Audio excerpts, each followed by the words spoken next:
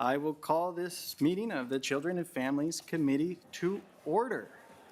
And Vice Chair Nelson, do you have a motion on the March 11th minutes? Yes, Mr. Chair, I have reviewed them and I would move the minutes from March 11th. Vice Chair Nelson moves the minutes from March 11th, 2025. Any discussion? All those in favor say aye. Aye. Opposed? The motion prevails and the minutes are adopted. Now moving on, we will go to my bill. So we'll pass it off to the Venerable Vice Chair, Nathan Nelson.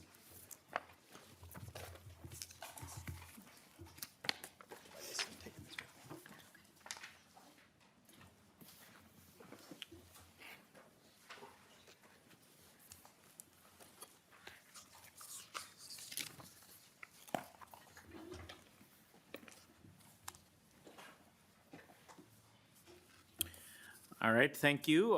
The next item on our agenda is House File 2078, which would be referred to the General Register. Representative West, would you like to move your bill before the committee? Thank you, Mr. Chair. I will move House File 2078 to be referred to the General Register.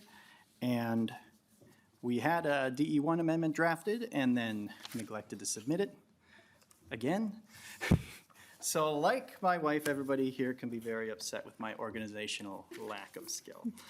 So when talking with Chair Katiz-Batoon, we found areas of agreement within the amendment, which are two provisions: the Child Care Center Parent Access Program, Section 2, and then Section 3, the immediate following section.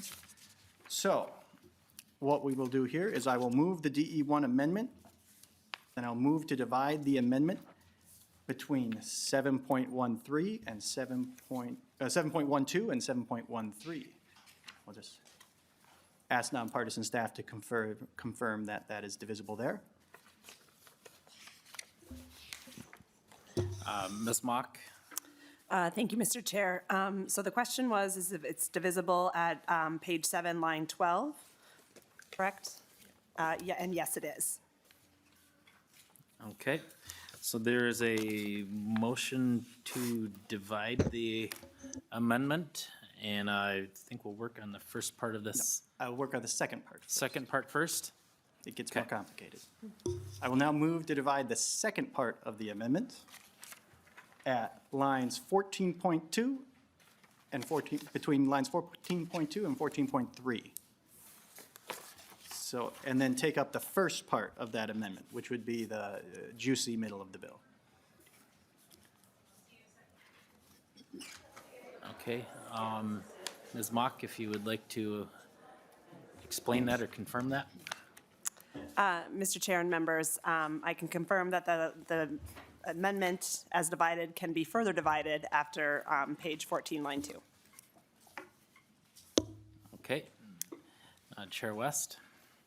Thank you, Mr. Chair. And so we will take the first part of the second division is what we are after: the Child Care Center Parent Access to Program and the Child Care Center requirements for furnishings, equipment, and materials. So these are two portions of modernization that have buy-in from the providers, and the department wrote them, so I assume they are supportive of them, and we'd like to get moving on them right away. I'll go more into that, but I believe I should recognize Chair Katiz-Batoon. Chair Katiz-Batoon. Thank you, Mr. Chair. Yes, so for clarity, members, we are going to be voting on sections 2 and sections 3 of the bill. It is the middle section of the DE1 amendment as divided.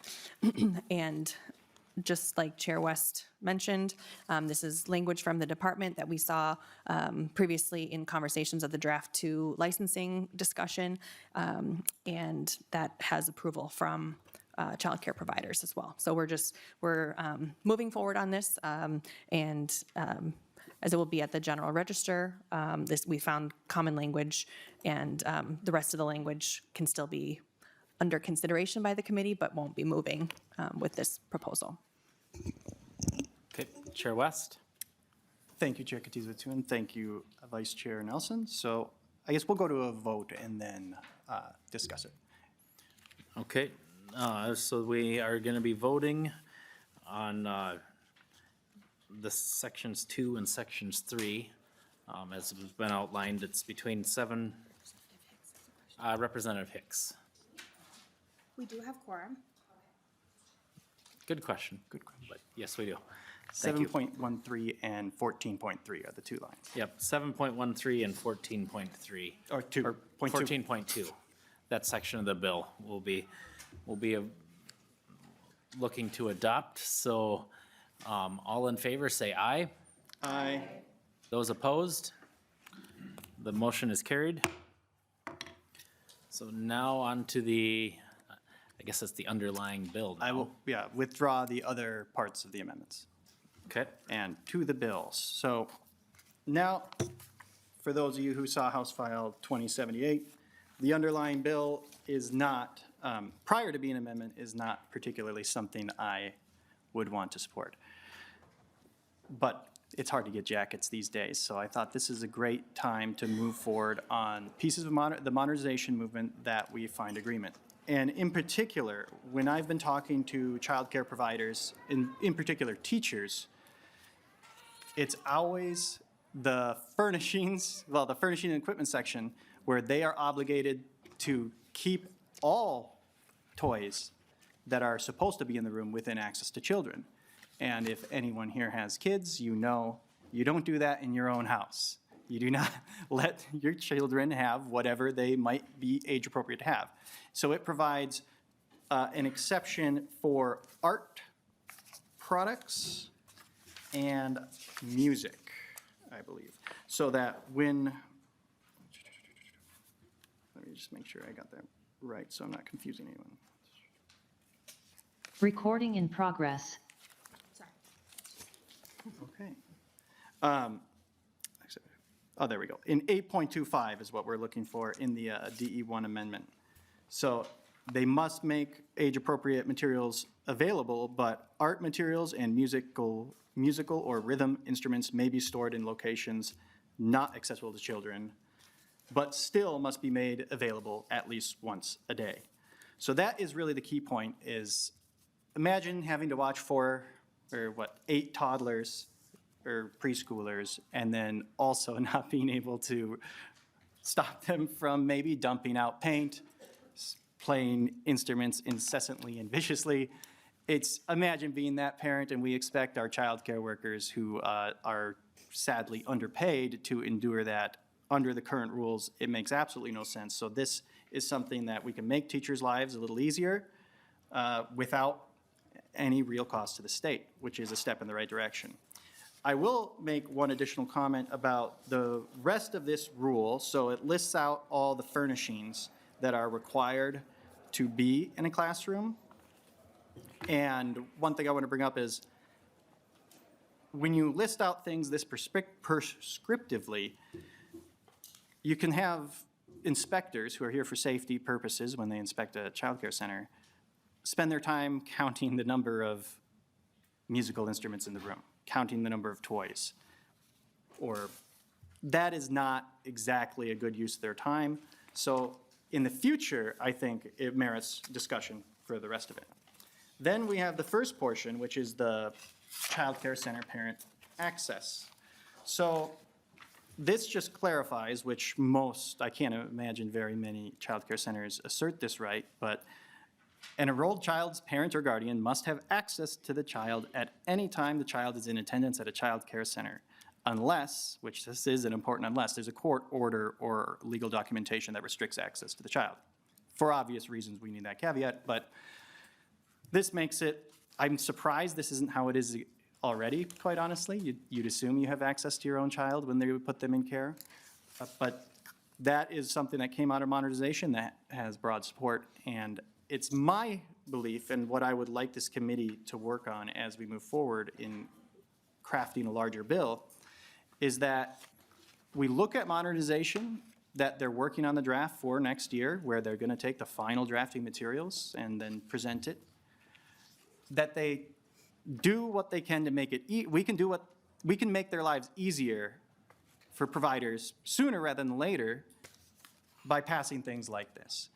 I don't see why we have to make them wait to be supported if we have buy-in all around. Now, there's a lot of parts of modernization we don't necessarily all agree on, and those topics, sure, we should push those to next year, but I think we should actually thoroughly discuss them, but maybe not pass them.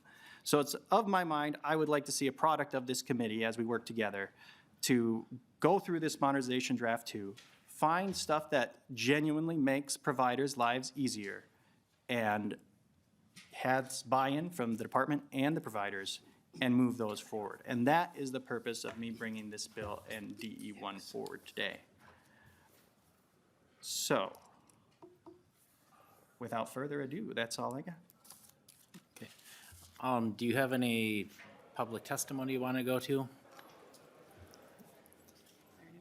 Is there anyone that wants to testify on this?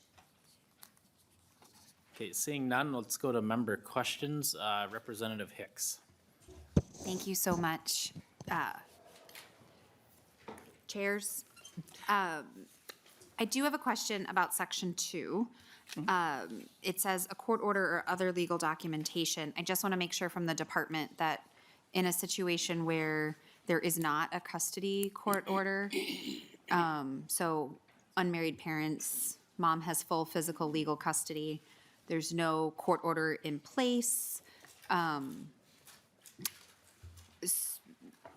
maybe they're in the process of doing something, there's a court case pending. Just want to make sure that everyone's comfortable, the department's comfortable with that language. Should there be like a CPS assessment so that the county doesn't have care, custody, and control, but there's an active assessment? Like, would this still make sure that the counties, there wouldn't be a concern about a parental kidnapping? I just want to like lock it down and make sure that there's no wiggle room there. Because I know when we're in an assessment, that's before we go to court. And so just sort of want to make sure this language encompasses all of that. Kind of looking at the department, trying to see if I see anybody. Okay, Chair West. Well, if the department would like to comment, they are welcome to. What I would say is, I don't believe, well, they're definitely not a guardian if they don't have custody.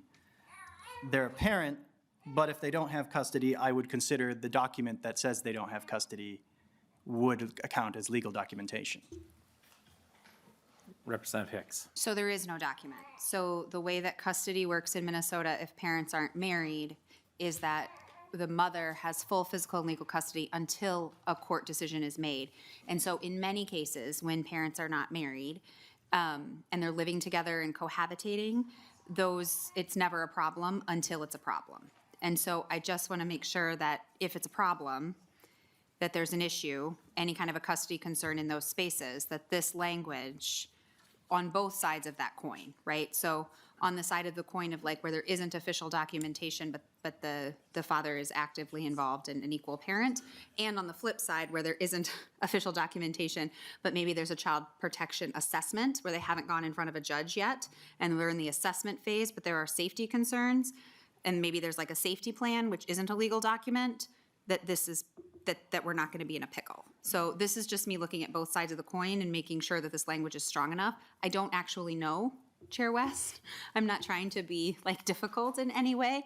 I genuinely those are things that, you know, as everyone in this room knows, I've been a foster parent for a long time. Those are things that actually come up. And sometimes our laws are not nuanced enough to sort of handle those things. And I want to make sure we get this right.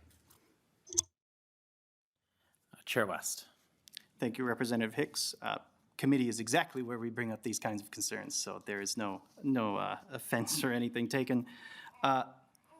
I would, obviously, we were going to look at this language again before it even comes close to becoming law. What I would say is the two sides of the coin you mentioned it's like we don't want to punish people who, until it's been determined that they shouldn't have custody. Now, maybe there's something we can refine in the documents you described, but also you don't want to prevent somebody from having access who should have access until something proves otherwise. But if there's further clarification we can do to make sure the documents that you are talking about qualify, I think we can certainly, yeah, I have no problem with looking at that. Nobody wants people who shouldn't be near children to be near children. Okay. Chair Katiza-Watun, I think, has some questions or comments. Thank related to you. this. Thanks for that, Mr. Chair. And Representative Hicks, thank you for bringing this, that concern forward. How I'm reading this language is that whether or not a parent or guardian has access to the child at any time is not necessarily the ability to remove the child from the premises. Like, the enrolling parent often can say, like, who can pick up their child. And so that would be, I guess, a point of further clarification with the department. And it's not seeming like anyone is here in the room with us today at this point in time. Do we want to phone a friend, Mr. Chair? Do we want to take up some of the other bills and see if we can? I don't know that there would be any issue with this language moving forward to the general register, but in the case that there is, was there any desire to further divide the amendment? I guess without further feedback from the department.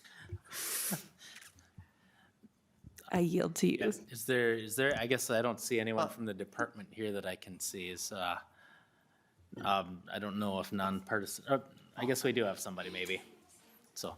Against their will. So. All right, thank you, and if you would please introduce yourself for the record and then try to answer the question.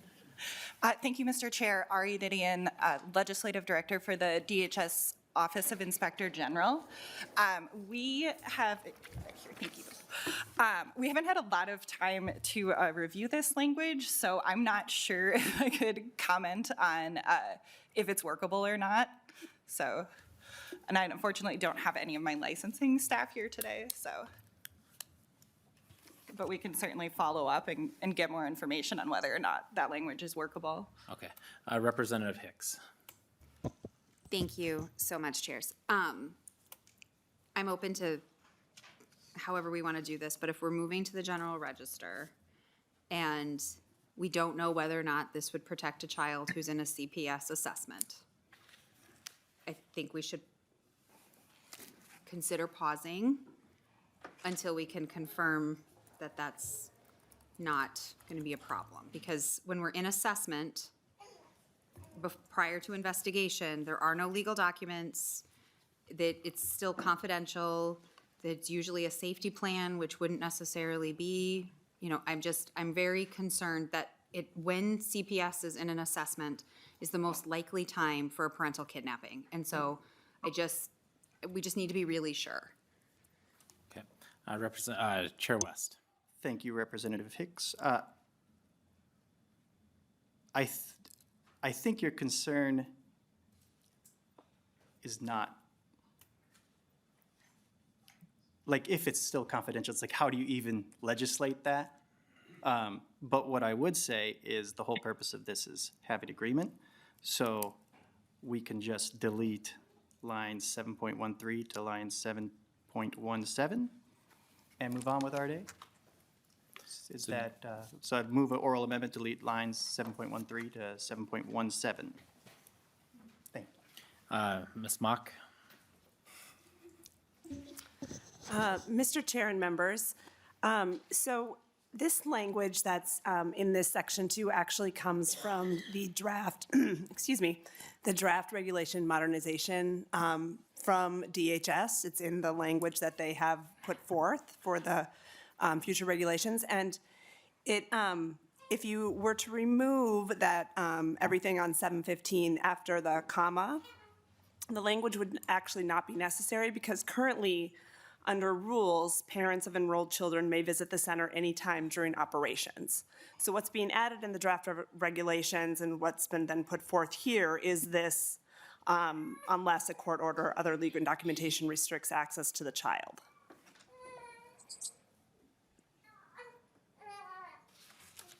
Chair Katiza-Watun. Thank you, Ms. Mock. And so my understanding of your explanation there, that this actually strengthens protections, existing protections. So if that's the case, I feel okay about including it if you are I also okay. withdraw my amendment. All right. Teamwork makes the dream work. But All right, Chair West.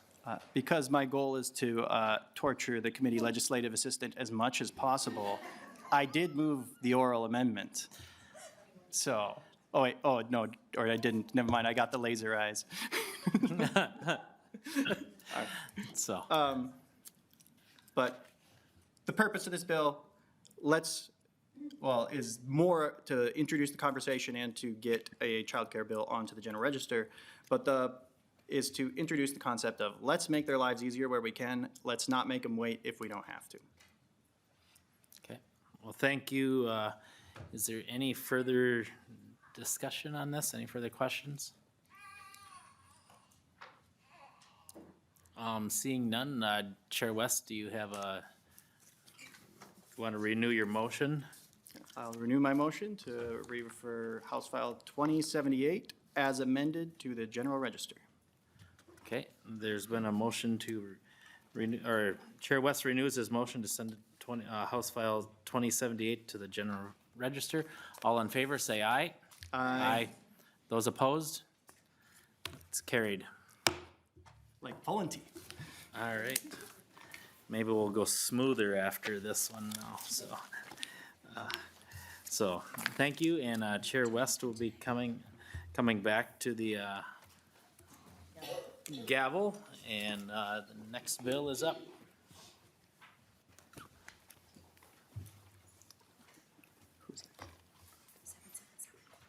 All right. So we have House File 777 coming up, but one little tidbit I'd like to offer the audience is prior to being a legislator, I was a committee legislative assistant and would have hated every single minute of that. So that's where that joke came from. All right, Representative Coulter, I assume you'd love to move your bill. I would love to move my bill. Thank you, Mr. Chair. You can go right ahead. And I will start off by saying, I recall that you requested food on Food Day, and I had every intention to bring in something and then forgot on the way in. So I will make it up to the committee, I promise.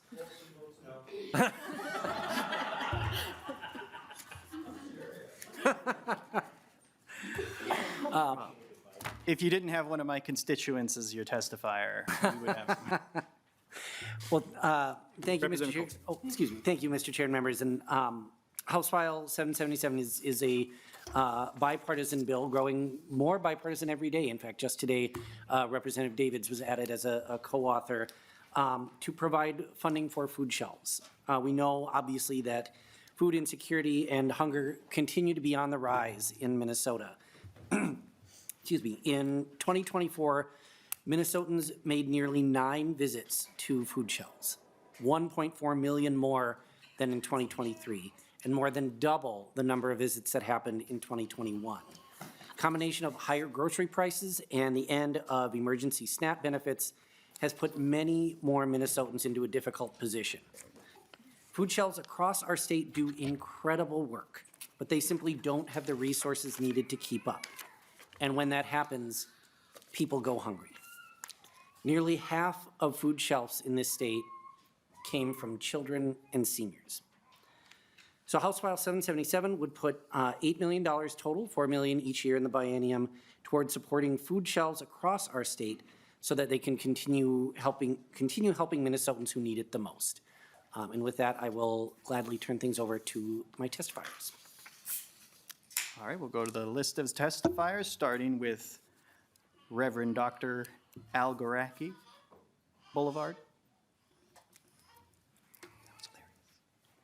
Representative Olson.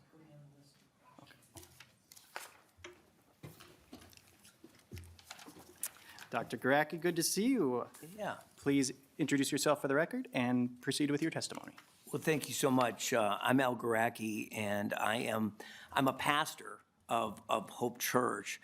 But prior to being a pastor, I was a business owner, and I called into the ministry, and I'm like going, God, what are you doing? And then we found out that, because I love the business world, and then things got bad with the economy, and then so we started food shelves, and we started a 501c3 humanitarian organization called Hope for the Community, and we have 7 food shelf locations in the Twin Cities area. Chair West has served at our Blaine location. He's a very generous man, thank you. And we have a mass distribution site in Blaine, Elko, Newmarket. So those are two mass distribution sites north and south of the Twin Cities. And then we are also in Anoka Technical College. We are at Normandale Community College. We are at Coon Rapids Middle School. And we are at Anoka Ramsey Community College and St. Cloud State University.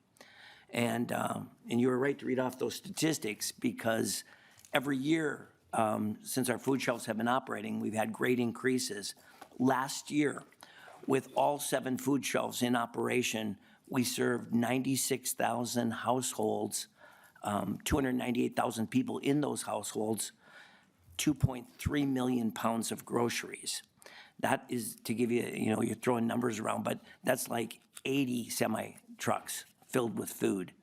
And so the need continues to get greater and greater every year, and we're humbled to be a part of it. But in particular, talking about this bill, HF 777, in particular, food shelves throughout the state rely on it. Without it, the food shelves will not be able to serve the people of Minnesota in the way that they need it. The need continues to get great. We believe that, I'm kind of a glasses half full guy. I'm a person of faith. So, but I also understand that it might get a little bit darker before it gets better. And so this year we view it as a very crucial year. And I just want to encourage everybody, we're talking about food shelves and fighting hunger and insecurity, but food shelves are incredibly effective in battling hunger and insecurity, okay? Even over government agencies, et cetera. And so let me tout that because this bill is about $8 million. I mentioned we distributed 2.3 million pounds. If you take a $5 conservative multiplication of that 2.3 million pounds, last year, just one food shelf distributed $11 million into the Twin Cities area. And there are 400 plus other food shelves that can do the exact same thing. So I would just implore you to look at this bill, and I would tell you this is something that the food shelves need. And I'm a pastor, so I'm going to tell you a quick story, okay? Some of you guys are super young. Some of you guys are a little bit more. 15 seconds. So a little actually, more. you're already over your I'm limit. over? Yeah. Well, here's the deal. If you remember Emmett Smith, Chair West, he played for the Dallas Cowboys, and he dislocates his shoulder against the Giants in 1992, and he said, put me in. So he goes in, he tells quarterback Troy Aikman, give me the ball with the dislocated shoulder. Emmett Smith goes crazy, scores a few touchdowns, 168 yards rushing, 61 yards receiving, and that's what I would throw it to you guys. Give us the ball with the food shelves. We will serve the people of Minnesota with dignity and give them hope. Thank you. I'm glad I was able to be here. Thank you, Dr. Garacki. Unfortunately, I'm quite biased. He's a constituent, so I had to indulge him. So, next on the list is Dom Corbell.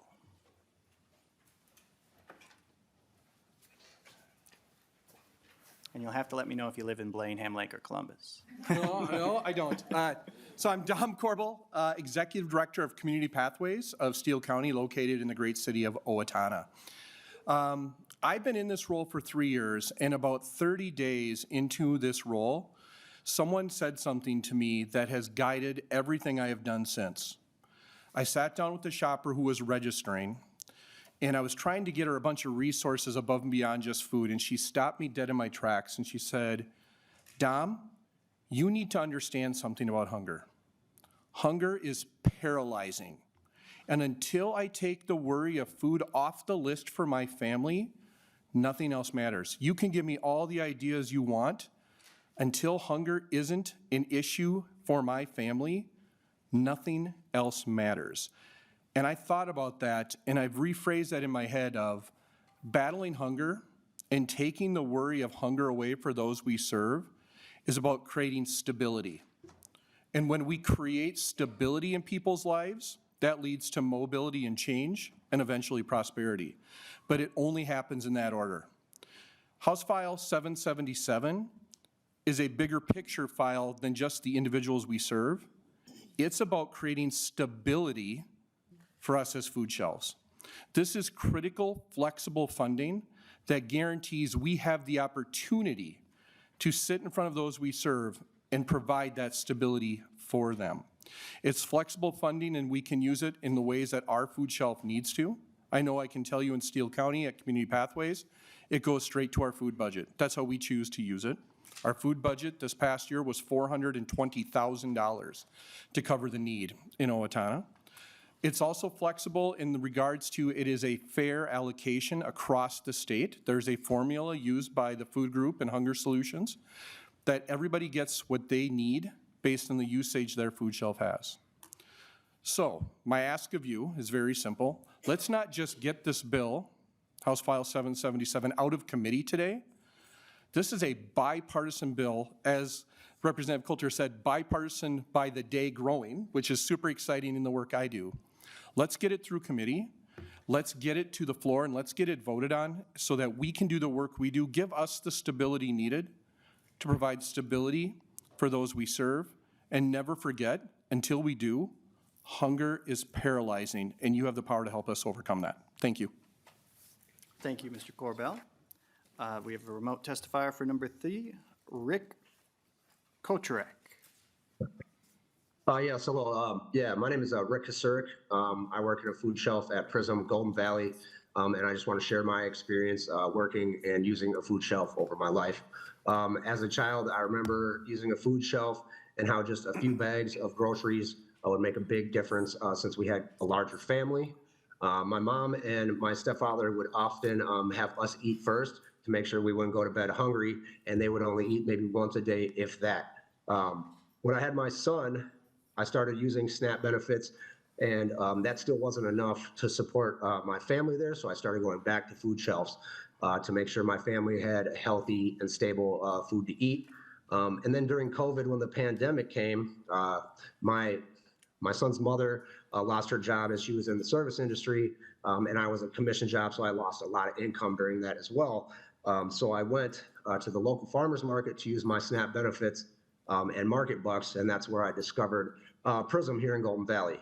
I use the food shelf in Prism to help my family and my son have healthy food at the end of the day. And I really liked Prism and what they stood for, and how welcoming everybody is there. It's more like a family experience than anything else. So I started volunteering in summer of 2023. After volunteering for a few months, I was offered a job, and I just wanted to make sure people had a great experience when they come to our food shelf, and how important it is for children to have that experience as well. I remember as a kid feeling ashamed and being made fun of for not having enough food and things like that. So I just want to make sure everybody feels safe, welcomed, and respected here at Prism.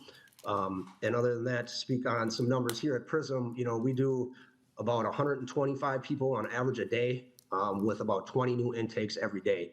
So the need is very, very important. And hopefully we can get this out there and get this handled. And thank you for your time. Thank you, Mr. Kucherek. Is there anyone else in the audience who would like to testify today on House File 777? Seeing none, I'll close public testimony and go to member questions. Representative Olson. Thank you, Mr. Chair. It's not in any question in particular, but I just wanted to make a comment on Representative Coulter's bill here that I significantly appreciate. Yesterday I made a comment about efficiency and the government using its money the right way to get the most benefit.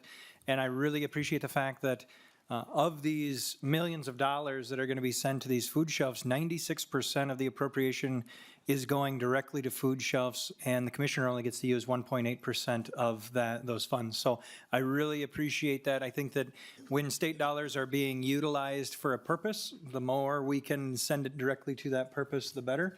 And so that's a big deal to me. I looked up some of these food shelves because they're $9.90s. They're all available online. And, I ran into one food shelf that has $3.2 million worth of goods and revenue that they have to report, and they provide precisely $0 worth of payments to their volunteers. So I think that's huge. $3.2 million straight to the people, and that's the point of these food shelves. And I would also kind of make a note that I looked at a couple other nonprofits, and their numbers are not $0 in income, and in some cases, they're rather large. So I think that this, in particular, is a wonderful thing. So thank you so much for bringing that forward. Any other member discussion? Representative Coulter, why don't you close us out? Well, thank you, excuse me, thank you, Mr. Chair, and thank you, Representative Olson, for those comments. I obviously agree with them entirely. And I actually had the opportunity to visit VEET a few weeks ago. It's the largest food shelf in the Twin Cities area and is located right in my district. And when you do that, I actually really would encourage every member of this committee to find a food shelf and visit. You see the need, you see the impact that these dollars have on all of our communities across the state, and it really is pretty remarkable. I would just, close by saying, I think what we all know, which is that everything in life, school, work, family, and community life is harder when we're hungry, and it's easier when our neighbors aren't. Thank you. Thank you, Representative Coulter. And the bill will be laid over for possible inclusion in a later omnibus bill. Next on the list, who should I say is next? Okay. Representative Myers, House File 841.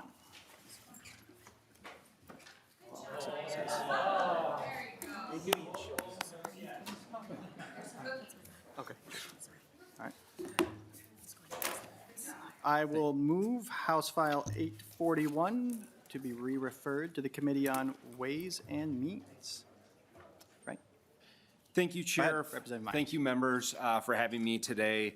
What you're eating is some cookies from Cub Food. And, for about the last 10 years, every Friday morning, I go to drop my kids off, and I do a food rescue from Cub Foods. I'm part of a group called West Tonka Food Shelf. And, food insecurity and giving back to my community is something that's been really important to me, and it's instrumental with the dollars that we get either one time or put on the base. But I think we've all kind of heard, or you will continue to hear a lot about the statistics and the numbers, the impacts. And the numbers are pretty staggering. I do support, long-term funding, but I'm bringing this bill forward as, one-time emergency food shelf funding. And that is, for several reasons. I mean, I think we all want to get something over the line. We don't know what the budget's going to be, what it looks like. And so I know there were other bills that you guys are going to be hearing, one you already heard. But I think this is a good opportunity. This is bipartisan. Representative Keeler, Coulter, as well as Representative Wayne Johnson are on it.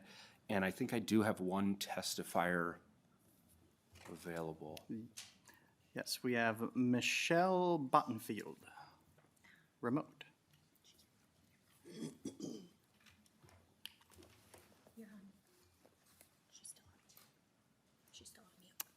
Ms. Bottenfield, you are still on mute. I'm here. I'm Executive Director of West Tonka Food Shelf. My name is Michelle Bottenfield. I appreciate being able to share with you some of our experiences here at West Tonka Food Shelf. I have been the director for almost 6 years. I've been involved with our organization for 12.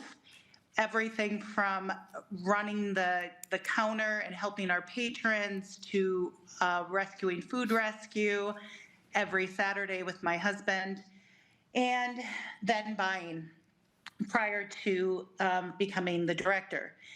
In 2019, we distributed 720,000 pounds of food to 732 families. In 2024, that increased to 4,400 families, and we distributed just shy of 1.5 million pounds of food. We have 169 passionate volunteers from the top down, from our board. We're all boots on the ground here. It is just a bare bones operation. We were able to distribute the nearly 1.5 million pounds of food last year with the help of food rescue. We were able to do that on about just shy of $500,000, which just says so much about what everybody is doing here. And we had 13,000 unique individuals. The sad statistic of that is that in 2023, we were sitting at about 33% of our patrons as children, and in 2024, that increased to 42%. We are trying to meet the substantial increase in need, and it is getting harder and harder to do, especially with our limited space. Approximately, with the removal pre-pandemic, there was a removal of the traditional territories. We had a local food shelf in Maple Plain that closed in 2020 that brought in more patrons. With those, with the change in the territories and people being able to access their food shelves of choice, we have seen a large increase of patrons coming from the urban areas. I think about 65% of our patrons are Ms. Bottenfield, outside of our normal. Sorry to interrupt, but if you can wrap up your testimony. So I just want to share with you how badly this bill is needed for our community and beyond. And I appreciate you taking the time to listen to my testimony today. Thank you. Thank you, Ms. Bottenfield. Is there any other member of the public who wishes to testify on House File 841? Seeing no one, I will close public testimony and move on to member questions. Chair Katiza-Watun. Thank you, Mr. Chair, and thank you, Representative Myers, for bringing this forward. I think one of the really helpful things when we talk about hunger in this committee is that we have a really strong breakdown of members from both metro cities, suburban cities, and greater Minnesota. Hunger is not something that stops at our district borders. We all have neighbors who are experiencing this. Some of us have experienced hunger challenges in the past. I am hopeful that you have a blank appropriation before us today, and I think moving on to Ways and Means, I'm curious if you have had any further conversation on what that dollar amount might look like. I would like to talk about that before this committee, before we send it on. So I'm just curious where your head is at on that. Representative Myers. Thank you, Chair. Thank you, Representative, for the question. It is something that I'm trying to work with and listen to local food shelves in my area. Representative Keeler and I just had a conversation about this yesterday because I'm open to that number, but we know we've got to talk to our partners and the boots on the ground. I am open to feedback if that's a $3-4 million appropriation, something like that. I know, last year we co-authored a $5 million one-time funding. Again, trying to be responsible. And again, seeing those other bills like Representative Coulter's to give this as an option and opportunity. So any feedback is welcome. Chair Katiza-Watun. Thank you, Mr. Chair, and thank you for that. I know that this area is a passion of yours and that you serve on the board of your local food shelf.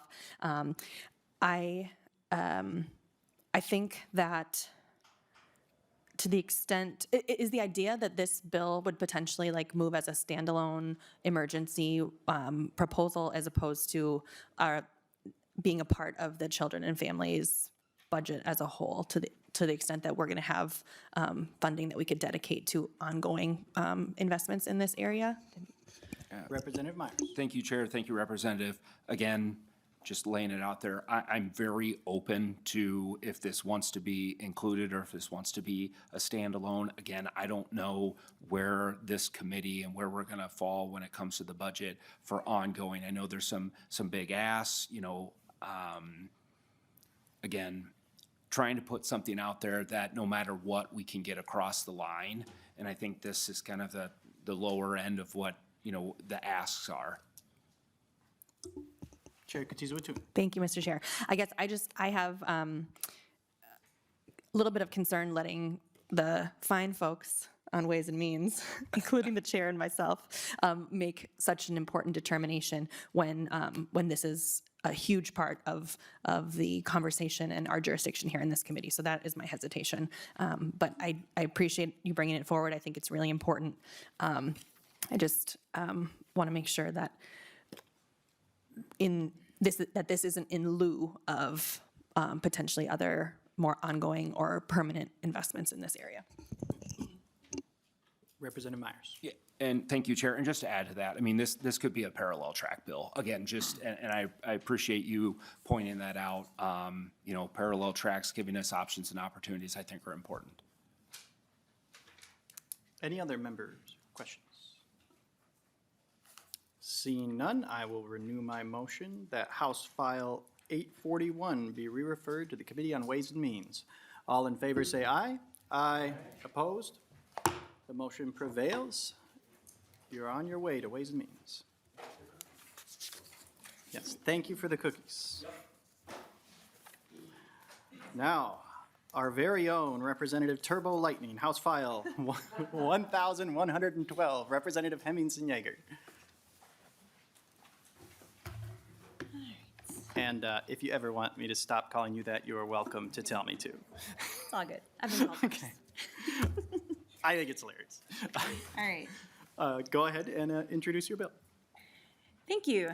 Thank you, chairs. Thank you for the time. So I would just first like to echo kind of everything that's already been said.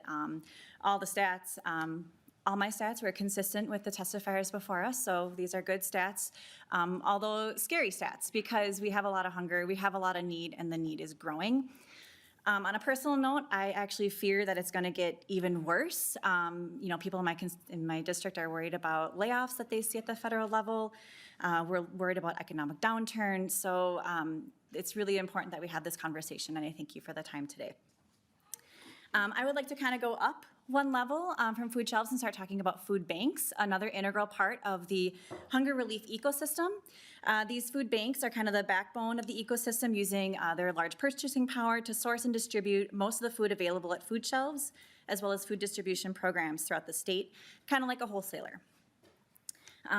Food shelves, food pantries, and food distribution programs serve Minnesotans experiencing food insecurity by providing food to the community through a variety of direct service models. There's 489 food shelves, mobile and tribal programs that all participate in what's called the Emergency Food Assistant Program, TFAP, throughout Minnesota. So that's kind of an introduction. So this particular bill, House File 1112, would establish a regional food bank grant program with DCYF, appropriating $10 million beginning in fiscal year 26 to kind of start that investment, that holistic approach, and the serious approach that we need going forward. It would be divided up between the 6 food banks in Minnesota. So I'm not sure, there might be a map in your materials, but they include Channel 1 down in Rochester, Great Plains in Fargo-Moorhead, North Country in East Grand Forks, Second Harvest Heartland in Brooklyn Park, Second Harvest Northland in Duluth, and then the food group in New Hope. So again, throughout the state, geographic, urban, suburban, greater Minnesota. I would also like to point out too that what I like about this bill is that it specifies the allowable use of funds. So if you look at 1.19 to 1.21. And then later on, being good stewards of taxpayer money, it also specifies reporting. So there must be documented purchases and expenditures. And then later on, should the commissioner find something that is not in alignment, they can actually deem the expense ineligible, and then that expense must be repaid. So I just kind of wanted to go through the bill a little bit. And I also appreciate too that the our tribal neighbors are called out, specifically in the language, because of the federal tax code actually makes it difficult for them to participate unless they formed a 501c3. So the fact that we've actually included them in this language is much more inclusive, and again, taking that whole statewide community approach. So I'll stop talking because you probably want to hear the testifiers by now, so thank you. Would you like to move your bill? I would. Representative Jaeger, Hemmingsen-Jaeger moves to lay over House File 1112. We move to public testimony. Allison O'Toole.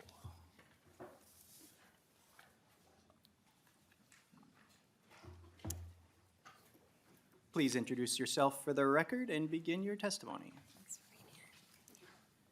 Thank you, Chair West and committee members. I'm Allison O'Toole, the proud CEO of Second Harvest Heartland. Thanks for having me today. We are the largest hunger relief organization in the Midwest and the third largest food bank in the country. Our service area includes 41 counties in Minnesota, 18 in western Wisconsin. Last year, we delivered nearly 170 million pounds of food to our neighbors in need and to a network of more than 1,000 food shelves and distribution partners. That's an increase of over 15% from the prior year. I'm here today because Minnesota is in a hunger crisis and we need your help.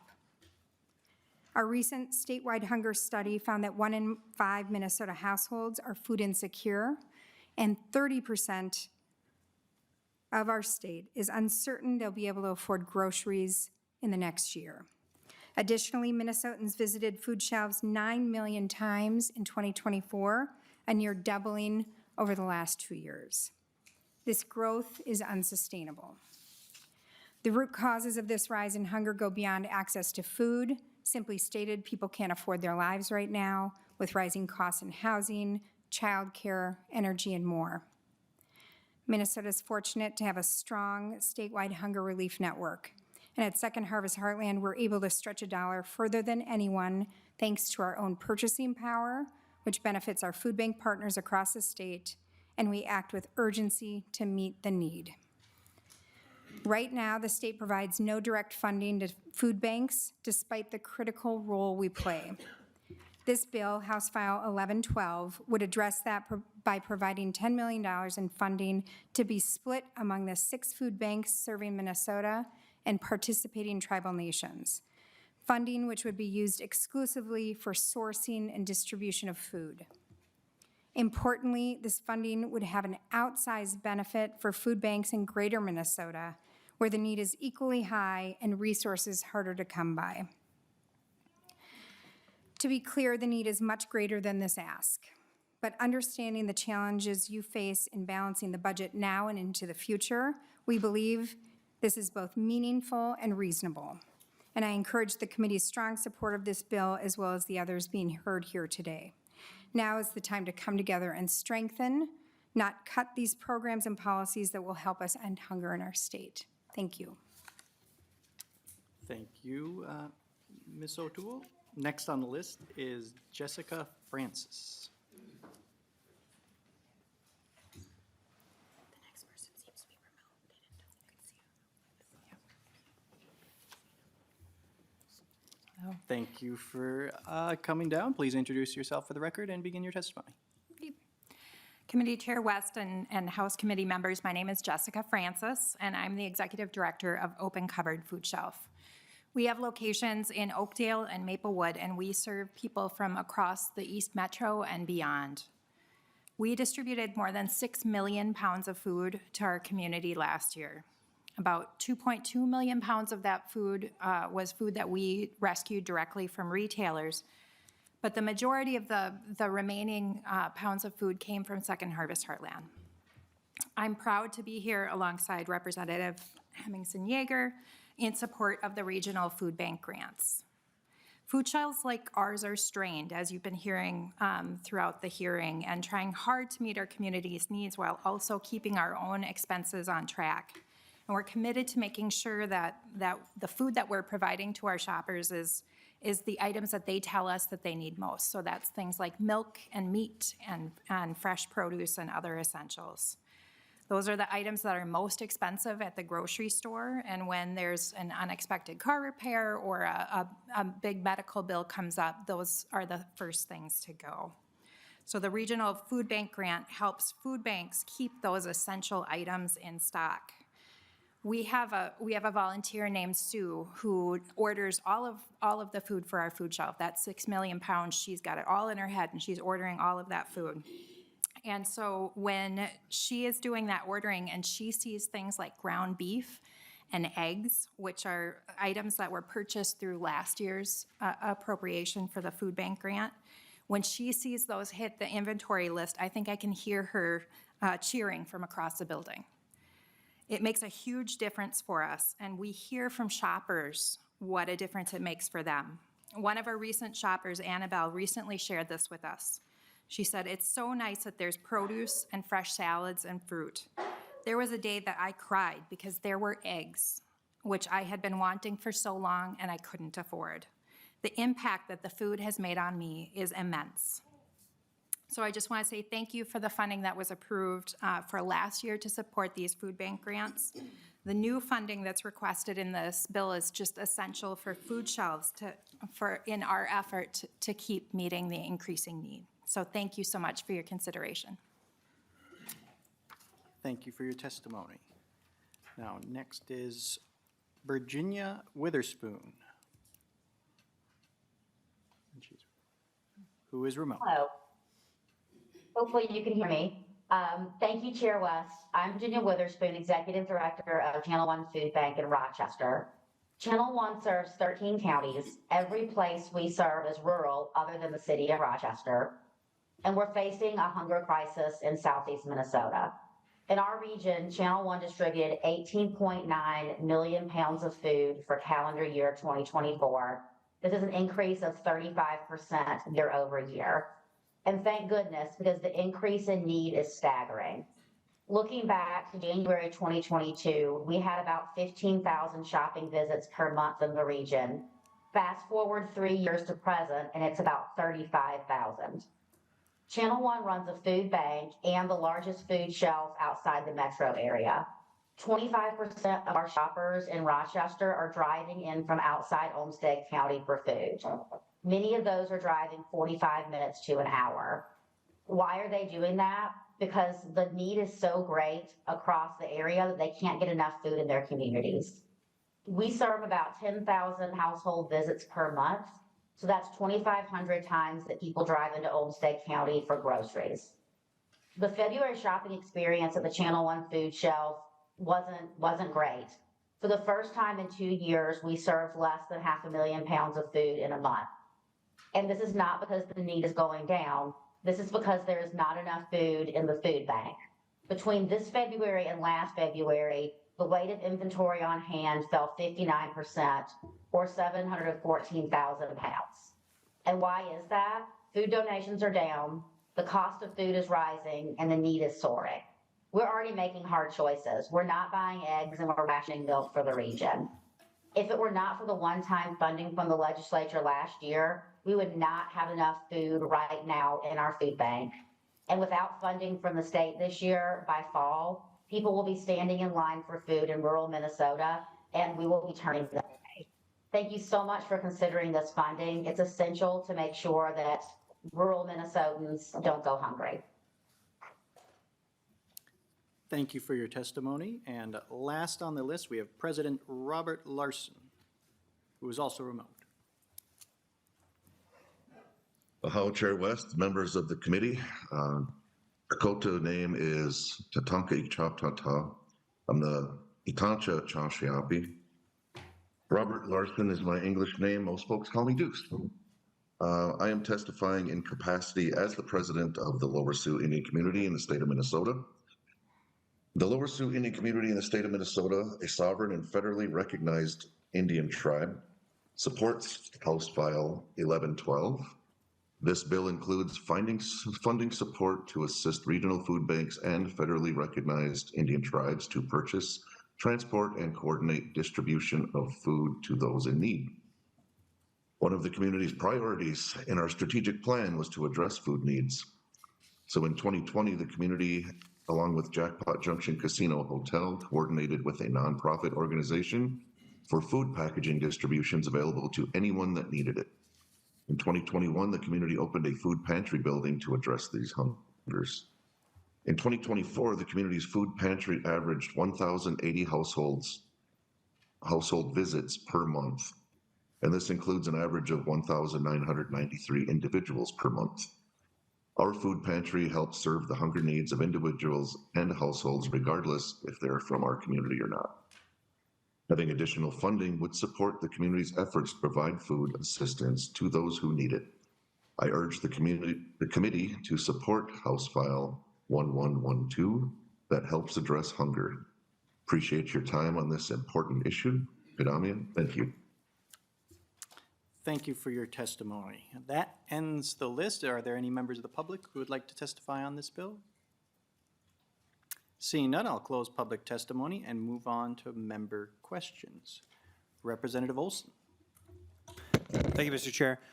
Same kind of conversation when we're talking about food shelves, when we're talking about food banks, when we're talking about nonprofits in general. It's really important to kind of investigate who we're sending state dollars to and how those state dollars are being used. An example, I was in the Transportation Committee a couple weeks ago. We had a nonprofit that came and asked for state dollars, and I looked at their 990, and their 990 said that they got $1.8 million from the state of Minnesota, and they got $300 and some thousand in private donations. So if you look at it, about 85% of their funding was coming from the state of Minnesota and only 15% from the community that they claimed was so supportive of them. And then you look at the wages that they're paying out, and they were paying out $400,000 worth of wages. So they were taking state dollars and they were paying their wages. They weren't doing the nonprofit mission. And so I think it's really important as we go forward and whenever we are talking about nonprofits to look at how they're utilizing their funds, not only how much state dollars we're giving, but how much state dollars are using for alternate sources. So I appreciate the fact that this bill specifically outlines how this money can be utilized. Kind of wanted to give a shout out to the Channel One Food Bank, which is services my neck of the woods, because they actually come in at the lowest amount of wages paid for profit made, for revenue brought in, excuse me. So Channel One brought in something like $18.7 million worth of food and donations. Their wages to revenue is 0.0062, which is about a half a percentage point. So that's super awesome.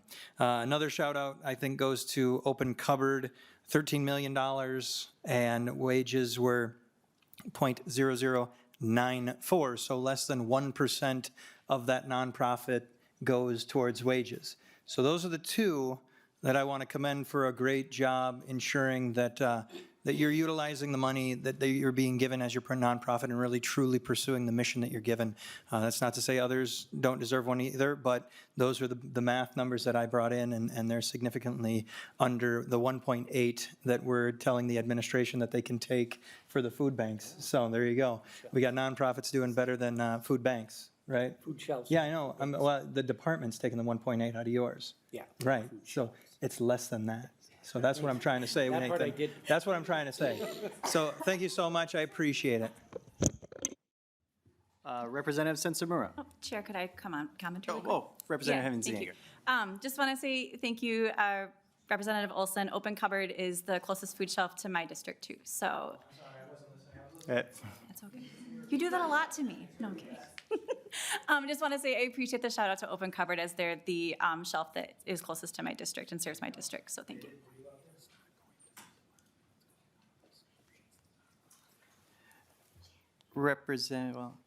With clarification, yeah. Mr. Berg, we got a clarification here. Mr. Chair, I'd just like to correct something that was just said. The 1.8 is not going to the department, it's going to Hunger Solutions, which is Representative Olson. Yes. Oh, well, that's good too. All right, Representative Hemmingsen-Jaeger. Thank you. Good.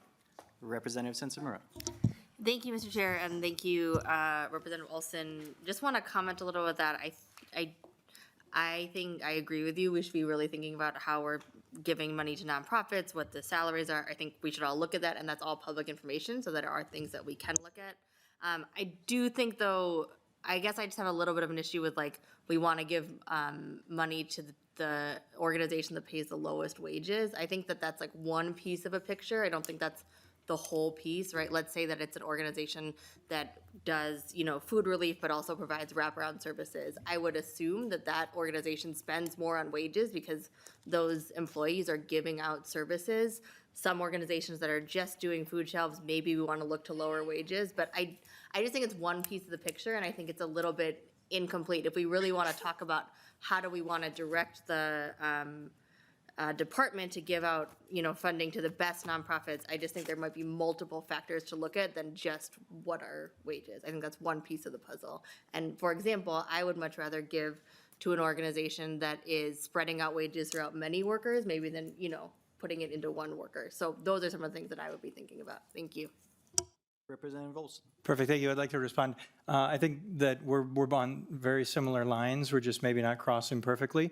My comment was towards the percentages, which I find like efficiency-wise. So I wouldn't care if you paid your, if someone got paid $1 million, if they were bringing in hundreds of millions of dollars worth of benefit, the percentage would be down. The efficiency of that nonprofit is what I'm looking for, not necessarily trying to call someone out for making hundreds and hundreds and hundreds of thousands of dollars. I want to see the most bang for our buck, which in my mind is the efficiency of the program, the percentages of revenue versus expenses that include wages. Like, I want to see the good. The good is what I want to see. So I hope that clarifies, because I think we're on very similar trajectories.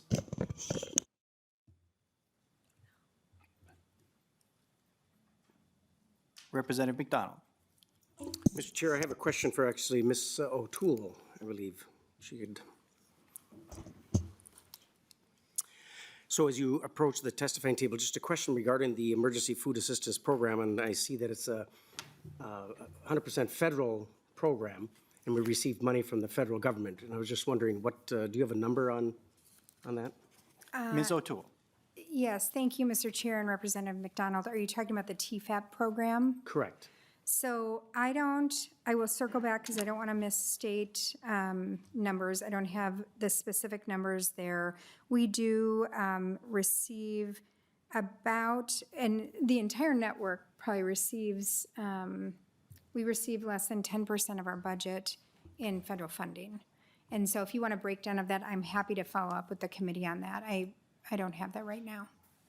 And TFAP, just maybe I can explain too, TFAP is food that comes in from the federal government, so commodities, canned goods, some proteins, et cetera, that the Hunger Relief Network relies on. Representative McDonald. Mr. Chair, yes, the good news is it's American-grown USDA food for sure that comes in, and probably comes in through the grocery stores, I would recall in our communities. No, that would be important numbers, I think, to look at, because in that funding also is supposed to be administration, storage, and distribution of the food, and that goes to our local agencies. So there's a portion of that money that goes and purchases the food for the food shelves, and then a portion for administration, storage, and distribution locally to our food shelves. So I think that'd be an important thing to recall and for us to know as we decide on these important bills. Last Friday, myself and Senator Anderson and the Wright County Commissioners were out at Cub Foods, and now this is my 15th year to doing a food shelf drive. We have 90 seconds to fill as many grocery carts and put in, and unfortunately, the Commissioners of Wright County won. They beat us in weight and in the dollar amounts, but we did raise over $11,000 worth of food and donations to the food shelves of Buffalo, Delano, my hometown, and then the Wright County Food Shelf Program.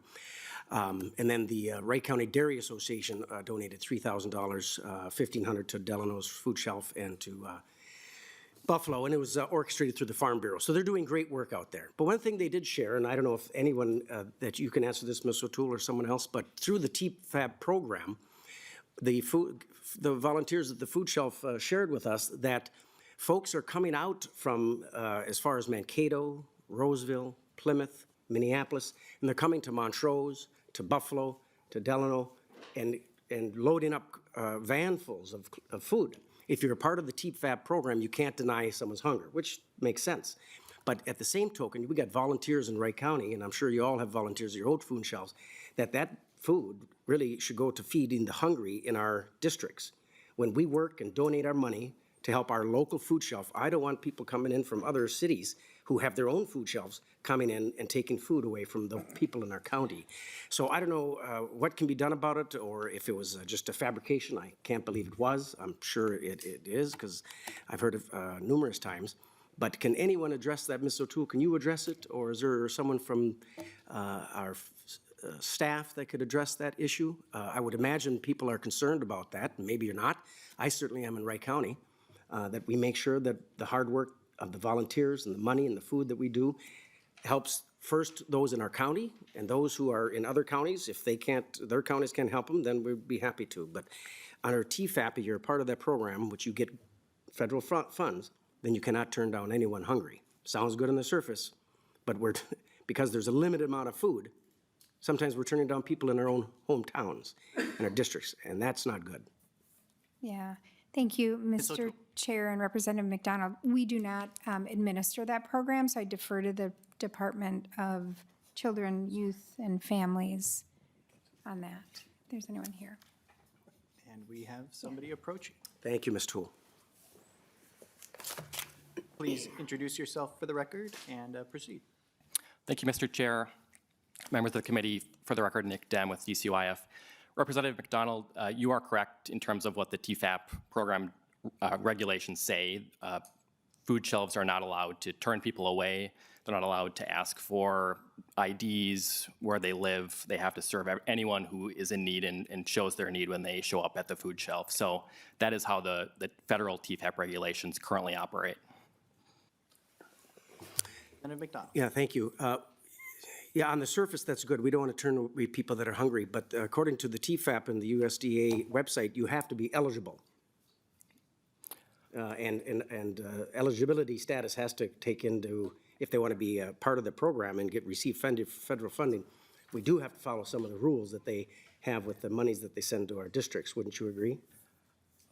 Mr. Dim. Mr. Chair, Representative, that's correct. Folks who are served by TFAP do need to meet the eligibility requirements, so they do have to self-report their income. They have to be below 300% of the federal poverty guidelines. Representative McDonald. Correct. Yes, but there's the glitch in that program that you can't turn down people. You can't check their IDs and their eligibility status. I just think, and maybe I'm on an island by myself, but I think that we as our own districts would want to protect those constituents and loved ones who are in our district to make sure they get fed and opportunities to get the groceries they need before someone in a different county. Furthermore, there's suggestion that perhaps some of this food is being sold when they leave town.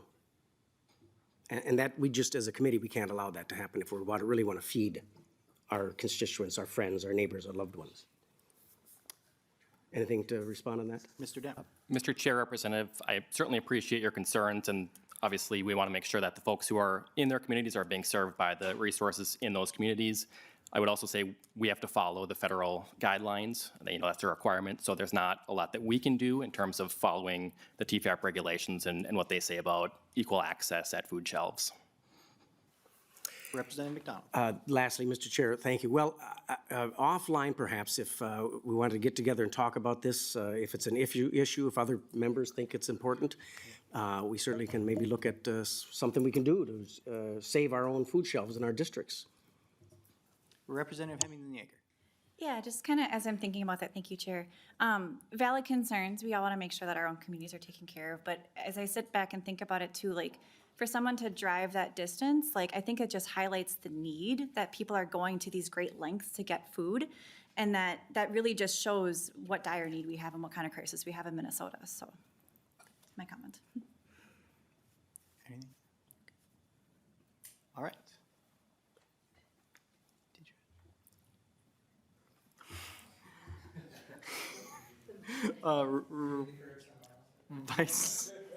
Mr. Berg.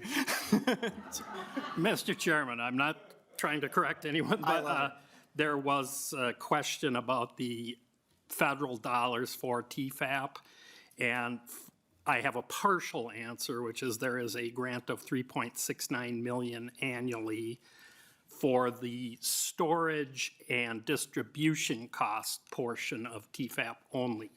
That does not include the value of the commodities or purchase of commodities. It's just the administrative portion is 3.7 million a year.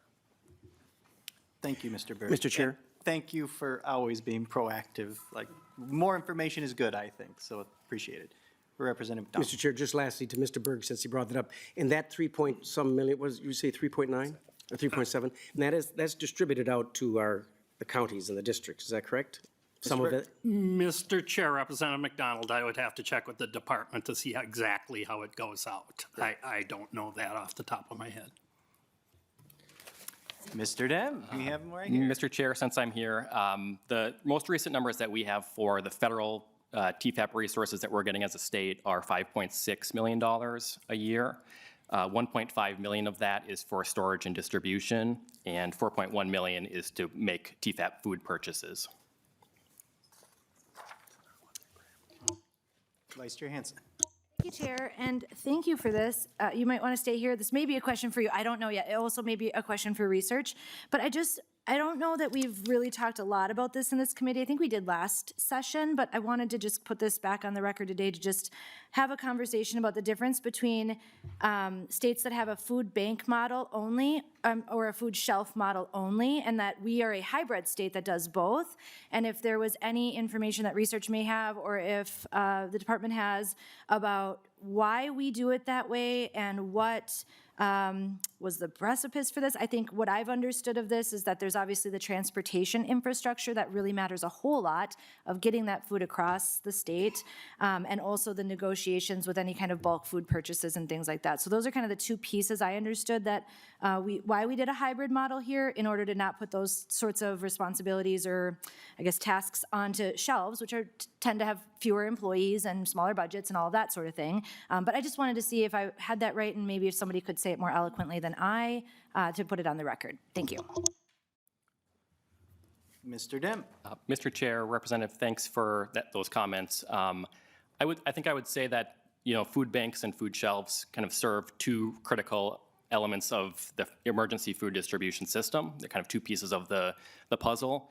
Food banks can purchase large quantities of food and store those large quantities of food, whereas the food shelves are really small, community-based, connected to their local communities. And so they don't have the ability to make those kind of bulk purchases that food banks can make. And so they're kind of leveraging each other to serve the state, if you will. So it's kind of two critical elements of the food system.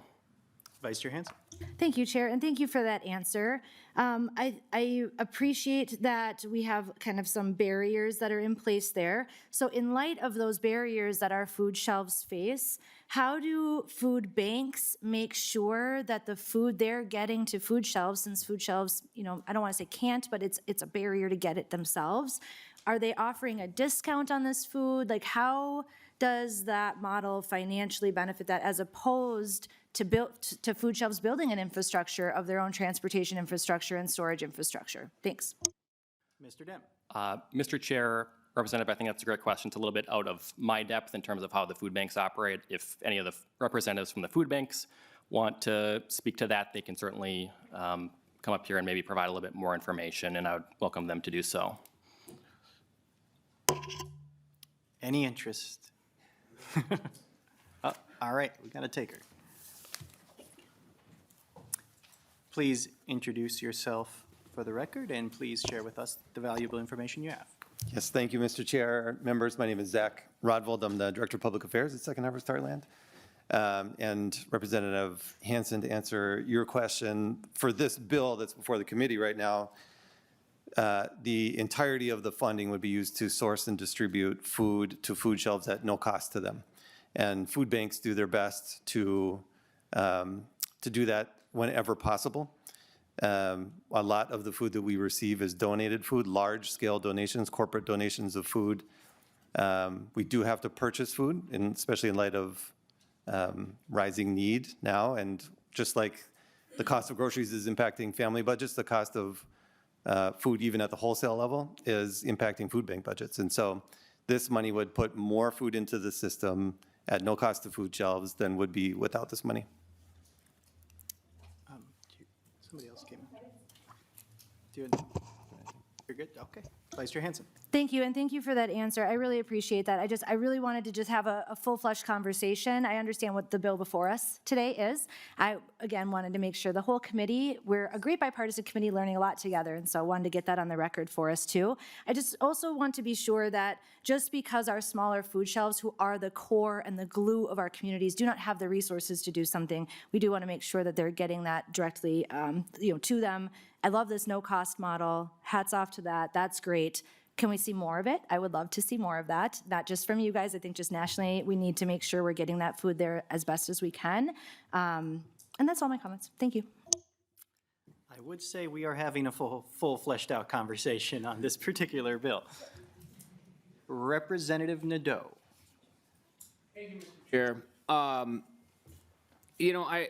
Representative McDonald brought something up that I've heard in my community as well, and maybe it's a question for the department again, but a lot of the food, food shelves are the ones that people see. They're the ones that people go to, and so much of the donation, so much of the money comes from those local organizations. I happen to be a Lion. We donate about $35,000 a year to our food shelf, and we love that. It comes from our community. 100% of every dollar we raise $150,000 a year in some events, goes into our community. And if my Corcoran Lions members knew that we were feeding, there were people coming from St. Paul, or Minneapolis, wherever, and leaving our community with less access, they would be hesitant to participate. Is there no way that, so for example, my question, Representative, do you know if the Corcoran, if my Lions group wants to donate food to the food shelf, can they restrict that to people in their community? Representative Hemmingsen-Jaeger. So I will admit that is outside my scope of knowledge, but the whole purpose of this bill is to get money for a regional food bank system to help with that food relief ecosystem. I'm not aware of that happening in communities, but I really want to be careful that during this conversation that we don't start putting communities against each other and that we just focus on addressing the hunger crisis that we have. Representative Nadeau. And thank you, and I appreciate that, and that's not my intent. My intent is to, we look at it, and I had this conversation with, with one of the supporters about the way we measure food insecurity. In Minnesota, we measure food insecurity based on whether or not if you are a SNAP recipient, if you are using a food shelf, you're considered food insecure. I'm not sure if that's how we should be measuring it. That's like saying that people are on our public health programs are health insecure. They're not. Somebody else is paying for it. They're not insecure. And so are we really actually, accurately measuring the impact, number one, but number two, the vast majority, I think, of the donations that are going to our food shelves are local organizations, and they want to make sure they're taking care of their neighbors. I'm not trying to pit, people from St. Louis Park against people from Rogers. I get it. There's this holistic thing, and I appreciate your approach. But if there's, this would just predominantly serve higher densely populated areas rather than, letting communities take care of the people in their community. And I'm learning a little bit how this works. It's very confusing to me. I appreciate it. I do think that there should be the ability for local communities to take care of the people that live in their community, and without losing that. And if your bill theoretically is trying to fill that hole, I'm not sure. But anyway, thank you, Mr. Chair. Representative Hemmingsen-Jaeger. Yeah. So.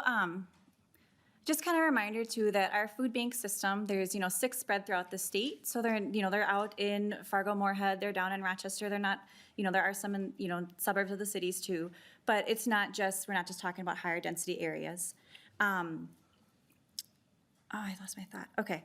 But I kind of just want to, again, we're addressing hunger, and I would think any operations that food shelves choose to do, as long as they're meeting their state and federal requirements. When I toured Today's Harvest by Open Cupboard, like they were very proud of that they don't question people, that they just let people come in, get their fresh food, and then they kind of check out. They have like their own little self-checkout, and then that's it. So I think that's kind of up to each food shelf and food bank, how they choose to do their operations, as long as they're compliant. Representative Perez Vega. Thank you, Mr. Chair. Mr. Chair, can you pass some of those high chews down this way? Can you? That way. And that's not just my only question here, but yeah, whichever ones is accessible to a type 1 diabetic that is in need of some sugar, not in an emergency, but needs it.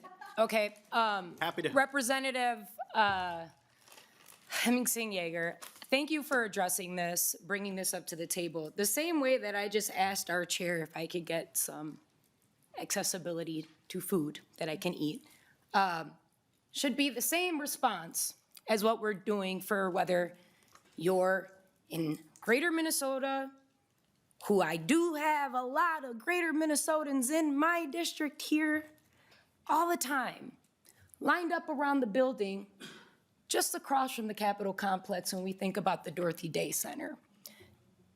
No one's asking them whether, there is a lot of questions, but if there's a food bank and there's people making food, it's just as accessible for those volunteers, for those that work for the organizations, for those folks that are my constituents that go there to attempt to keep their jobs, because the outreach funding is difficult, and we brought that to attention with the SNAP.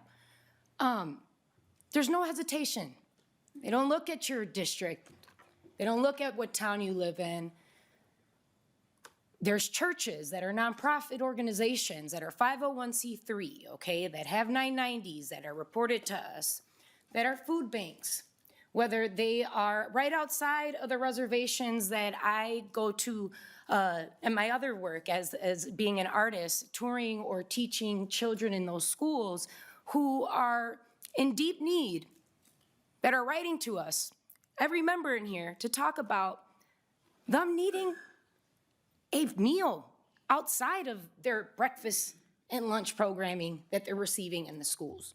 So I want to thank you, because accessibility to food isn't just a matter for my district, it's a large matter in my district. I mean, whether you're just across here at Dorothy Day or the neighborhood house in the West Side community where I volunteer at, and you see the programs of Second Harvest, you see organizations like Open Arms that are getting these meals all the way up north to the International Falls or down to Faribault, Fairmount, Rochester.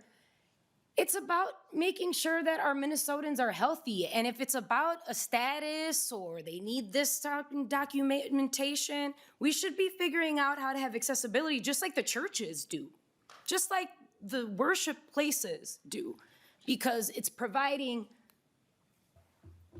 a response as to somebody who just handed this over to me right now. Thank you.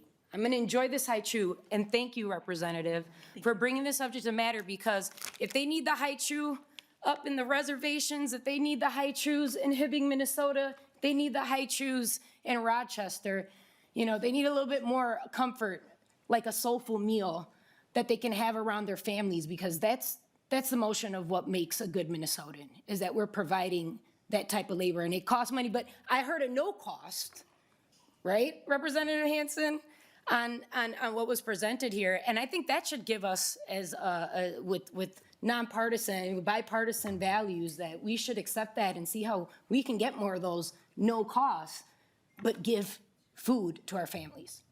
No further. Thank you. I generally discourage the use of props, but high chews are always welcome to be props. Chair, with all due respect, Representative Perez. in the federal law that we still have with the American Disability, okay, I'd like to credit that this wouldn't be an issue. If it's high chew related, I'm happy. All right, Representative Hemmingsen-Jaeger, we have reached the end. Okay. Would you like to close out the bill? Well, thanks again. I really appreciate this robust conversation. One thing I am not turbo lightning about is making sure that we hash through things thoroughly and fully to make sure that this is the most comprehensive, best bill we can make it. So I want to thank you for your time and your comments. Again, this is about a regional food bank grant program. These food banks do an amazing job coordinating, collaborating. You know, when I think about these small food shelves, so I grew up in Wabasha, Minnesota, and it's a small town, 2,500. And just to be able to have some sort of like technical assistance or infrastructure assistance that these food banks can kind of help these smaller food shelves with, I think is kind of an extra service that they do besides the distribution and the transportation. So I don't think anything more needs to be said, but I would greatly appreciate your support and look forward to having it laid over. Thank you. Representative Hemmingsen-Jaeger renews her motion that House File 1112 be laid over for possible inclusion in a later omnibus bill. And thank you for your patience, Representative Sencer-Mura. I know you're getting that tested every day, or at least that's how my little girl is.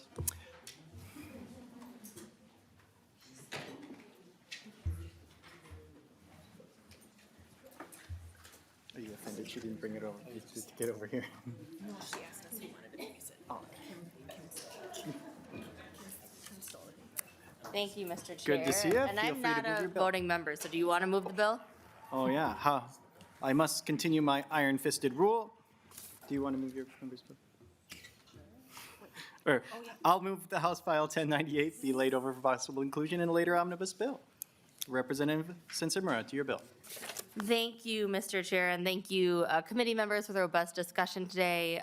You know, I think kind of to bridge from the discussion that we were just having to this bill 1098, you know, I know that when I came into the House last biennium, I was found it really enriching to hear about the work of the, I believe it was the Ending Homelessness Division, kind of the subcommittee in the prior biennium that had done a lot of work on looking at homelessness, ending homelessness across our state. And I know that one of the things, kind of one of the major takeaways from that work was really looking at where are the resources for dealing with homelessness, kind of where they distributed across our state, and then how does that kind of relate to patterns of where people are going for services.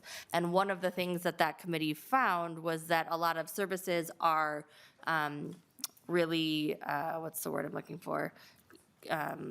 Concentrated in the metro area. And so we did work through our shelter capital grants or other things to try to build out some of that infrastructure across Minnesota. And so when we look at where people are going to access services, we know that people would most likely want to get those services in their home community. We know that it is best for people to be able to access services in their home community. If someone is driving 2 hours, that's not ideal for them. And so this bill works to ensure that food shelves across our state are getting funding and support to continue to build out their food shelf infrastructure. So one of the kind of limiting factors that food shelves are facing right now is that they may be offered food that they are not able to take because they don't have the facilities for it, whether that is fridges, whether that is space. And so when we think about how do we meet people where they're at with the resources that they need, knowing that there are more food shelf visits now than there are before, and knowing that we probably expect those visits to only increase. We did some good work last session in terms of giving out grants. We gave out, there was an application process through DCYF. It was highly competitive, over 52 million in financial requests, and we gave out 7 million. So just to kind of give the committee a sense of what the need was, again, there was requests for 52 million in terms of food shelf infrastructure. We gave out 7 million. We gave out grants to 2 tribal nations, 8 nonprofit organizations, 3 local units of government. I believe that in your packet there should be a map of that so you can see kind of the distribution was across Minnesota. The grantees' facility projects were different. You know, they included installing running water, expanding space, redesign, acquiring new space, upgrading heating, ventilation, air conditioning, installing walk-in coolers. So this looks to expand on that work. You will see a blank appropriation. We know that we are going to be going through a target and budgeting process, but want to uplift this need. You know, just giving funding for the ongoing operations of our food shelves is really important, but also how can we help them build up the infrastructure so that they can serve more people, so that maybe they can serve more people in their home communities. And with that, would love to turn it over to my testifiers. All right, first on the list is Daisy De Leon Esqueda. Unfortunately, we're almost out of time, so we're going to do a hard 2 minutes, whereas usually it was like 2 minutes and 30 seconds-ish for the other testifiers, but just so we can get to member discussion, if it's anything like the last bill. Thank you. Please introduce yourself for the record and begin your testimony. Hi, my name is Daisy De Leon Esqueda. I'm the manager at Emergency Community Help Organization, also known as ECHO, which is located in Mankato. ECHO has been operating at capacity for the past couple of years. We are only able to store about a week's worth of food in our 10,000 square foot facility. As a result, we're turning needed food donations away.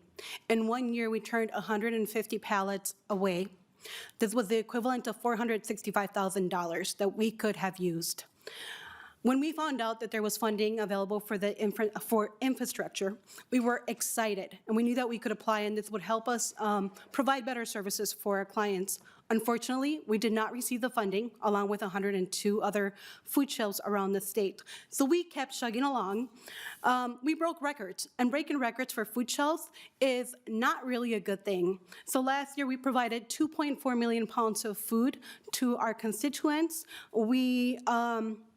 It's been a blur, but sometime along the line, we went from rarely serving over 100 households to now our average being 130 households each day. This is about 500 clients that are being served at ECHO each weekday.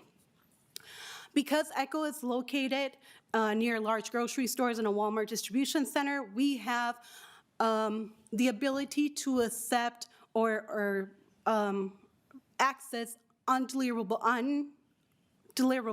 or rejected food from semi-trucks. This means that there are semi-trucks in our community that cannot go to their next destination because there's food in their tractors.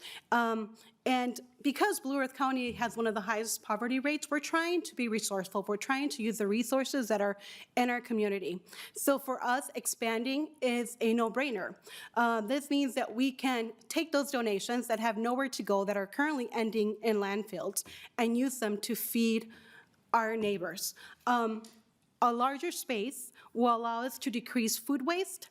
It will decrease our food cost. It will also increase the ability for us to accept larger donations of dairy, frozen, and fresh produce. It will also allow us to provide healthier food options to our clients and increase the wellness of our neighbors.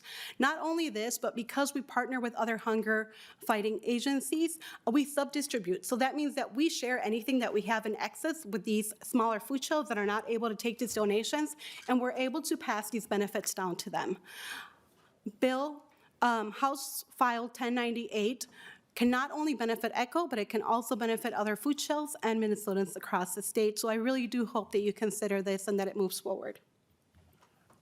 Thank you for your testimony. Next on the list is Jamie Delichuk.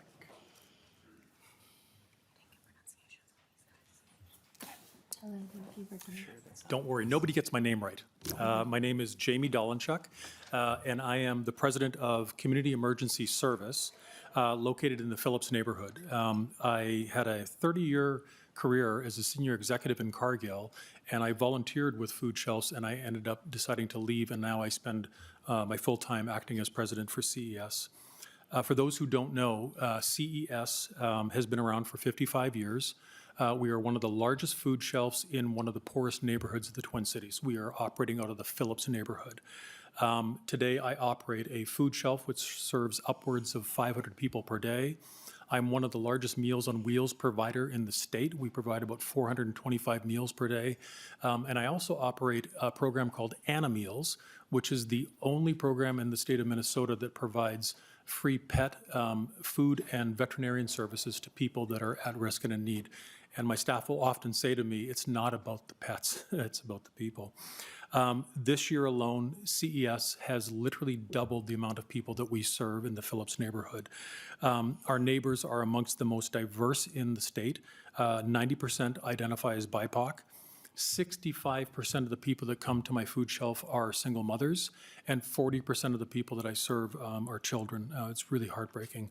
And so every day we serve upwards of 1,000 people across our programs. Our people are hardworking people. They simply cannot make ends meet, as other people have said. And so we have tried to, as much as possible, contemplate the increasing need that we see and continue to see with all sorts of adjustments to the programs that we offer. We're the first people in the area that have offered now an appointment system. So rather than a flood of literally hundreds of people coming to my food shelf every morning, people would wait for 5 or 6 hours a day, literally, and often would be turned away. I now have an appointment system. We're the only ones in the Phillips neighborhood that does that. And then about 3 months ago, with the help of Second Harvest, I introduced the very first refrigerated food lockers, not only in the state of Minnesota, but in the Midwest. And the food lockers are designed to give access to people, particularly single mothers, food in off hours. And so they can pick up food any time of the day or night, 24/7. We started them up 3 months ago. I'm going to be at full capacity by the end of this month. We did apply for funding under the past grant. We were also not successful. But my organization, it not only missed out, but we have a critical need to expand. I have refrigerators, I have equipment in my location that are literally from 1960s. If you could please wrap up your testimony. Okay, Apologize. thank you. People will not repair it anymore, and so we really, really appreciate you considering this this bill because the people in our neighborhood are in so much in need. Thank you. Thank you, Mr. Dolachek. Now we have part 2 from Jessica Francis.